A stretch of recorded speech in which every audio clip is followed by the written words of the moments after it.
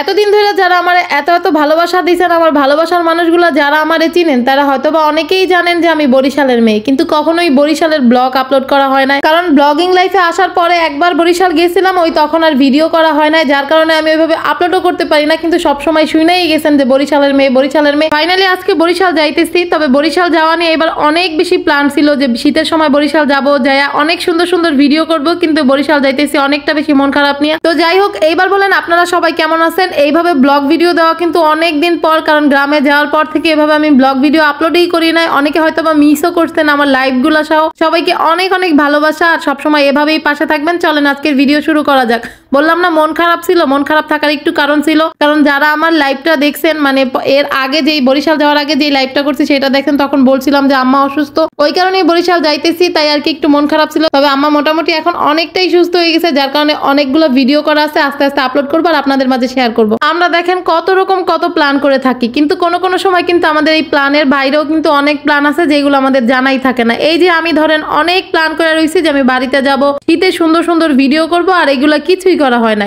হুট করেই আমি বাড়ি যাইতেছি, ওইভাবে কোনো ভিডিও বানাই নাই, তারপরও দুই একটু যেটুকু বানাইছি অতটুকুই আপলোড করব। তার মধ্যে আরেকটা হাসির কথা বলি, আমি কিন্তু এখন পর্যন্ত আর কি কখনোই গাড়ি দিয়ে বাড়িতে যাই নাই, মোট কথা পদ্মা দিয়ে কখনোই বাড়িতে যাই নাই, সবসময় বাড়িতে গেছি লঞ্চে। আমার কাছে লঞ্চে যাতায়াতটাই অনেক বেশি ভালো লাগে, তবে জানি না কার কাছে কেমন লাগে, আমার কাছে ভালো লাগে এটা বললাম। আমি কিন্তু অনেক এনজয় করতে করতেই গেছি।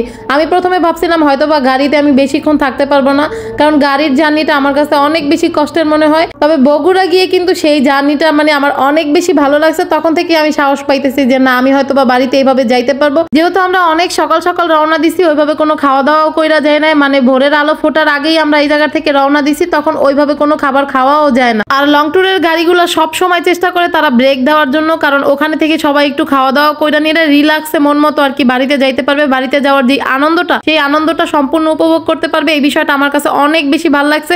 তো এখানে নাইমা কিন্তু আমরা খাওয়া দাওয়া করে নিছি, আর এখানে আসার কিন্তু বরিশালের অর্ধেকটা পথ আগে আইসাই পড়ছে। এখানে আসলে মনে হইতেছে মানে এরকম একটা ফিল হইতেছে মনে হয় বাড়ির কাছে আইসা পড়ছি। আর বরিশাল যেহেতু আসতেছি, যতই গাড়ি দিয়ে আসি একটু আত্র নদী পার হইতেই হইবে আমাদের। তবে আমাদের গাড়িটা কিন্তু যেই দিক দিয়ে যাওয়ার কথা ছিল ওখান দিয়ে গেলে কিন্তু আর গাড়িতে মানে এই নদীটা পার হইতে হইতো না, তারপরে নদী পার না হইলে মনে হয় না বরিশাল আইতেছি, এরকম একটা ফিলেই থাকে না। তো যাই হোক, ফাইনালি কিন্তু চলে আসছি সেই গ্রামের চেনা পথ চেনা রাস্তা। অনেক বেশি ভালো কাটাইছি দিনগুলো। প্রথমে একটু অনেক মন খারাপ করে নিছি, তবে আল্লাহর রহমতে সবকিছু যখন ঠিক হয়ে গেছে তখন কিন্তু আমাদের দিনগুলো অনেক বেশি ভালো কাটছে। আর আরো অনেকগুলো ভিডিও আপলোড করব চিন্তা করছি, অনেকগুলো ভিডিও করা আছে, সব ভিডিওগুলো আপনাদের সাথে শেয়ার করব। আর আজকের ভিডিও এখানেই শেষ করছি, দেখা হবে নেক্সট আরো সুন্দর সুন্দর ভিডিওতে। সে পর্যন্ত সবাই ভালো থাকবেন, সুস্থ থাকবেন, আমাদের জন্য দোয়া করবেন, আর আমার সুন্দর সুন্দর ভিডিওগুলো দেখবেন। তো আজকের মতো আল্লাহ হাফেজ।